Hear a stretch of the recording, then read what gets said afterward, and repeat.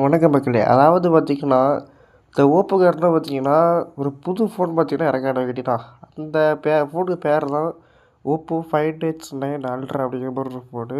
இந்த ஃபோனுக்கு ஸ்பெசிஃபிகேஷன் பார்த்தீங்க அப்படின்னா, 6.82 அமோல்டு டிஸ்ப்ளே பார்த்தீங்கன்னா குடுத்துருக்காங்க.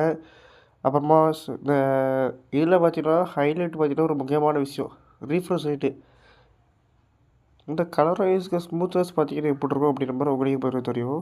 120 ஹெர்ட்ஸ் கொடுத்தாலே பார்த்தீங்கன்னா 144 ஹெர்ட்ஸ் கொடுத்த மாதிரி பார்த்தீங்கன்னா ரீஃப்ரெஷ் ரேட் இருக்கும். அந்த மாதிரி பார்த்தீங்கன்னா ஸ்மூத் இருக்கும். ஆனால் இதில் சாதாவே பார்த்தீங்கன்னா 144 ஹெர்ட்ஸ் பார்த்தீங்கன்னா ரிஃப்ரெஷ் ரேட் கொடுக்குறாங்க. அப்புறம் ப்ராசஸர் பார்த்தீங்கன்னா ஸ்னாப்ட்ராகன் 8 ஜென் 5 பார்த்தீங்கன்னா கொடுத்துறாங்க. ஸ்டோரேஜ் பார்த்தீங்கன்னா 16 ஜிபி ரேமு 512 ஜிபி ஸ்டோரேஜ். அப்புறமா இதில் இன்னொரு முக்கியமான ஹைலைட்டு அதாவது கேமரா. கேமரா பார்த்தீங்கன்னா 200 megapixel main camera, 200 megapixel periscope போட்ட கேமரா, அப்புறமா 50 மெகாபிக்சல் பெரிஸ்கோப் கேமரா, அப்புறமா 50 megapixel UV lens UW lens அப்படி மாதிரி பார்த்தீங்கன்னா கொடுத்துருக்காங்க.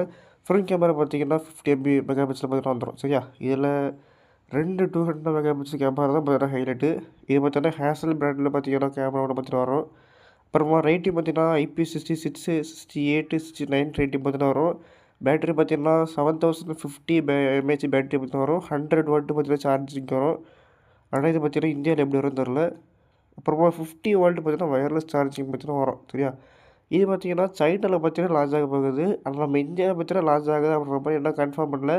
ஆனால் ஜெமிட் ஏர்போர்ட்ஸில் பார்த்தீங்கன்னா கன்ஃபார்ம் தான் இது பார்த்தீங்கன்னா சொல்லிச்சு. ஆனால் இது எப்படி இருக்குன்னு தெரில. இந்த ஃபோன் நம்ம இந்தியாவுக்கு வந்தால் எப்படி இருக்கும் அப்படிங்கிற மாதிரி கமெண்ட்டில் சொல்லுங்கள்.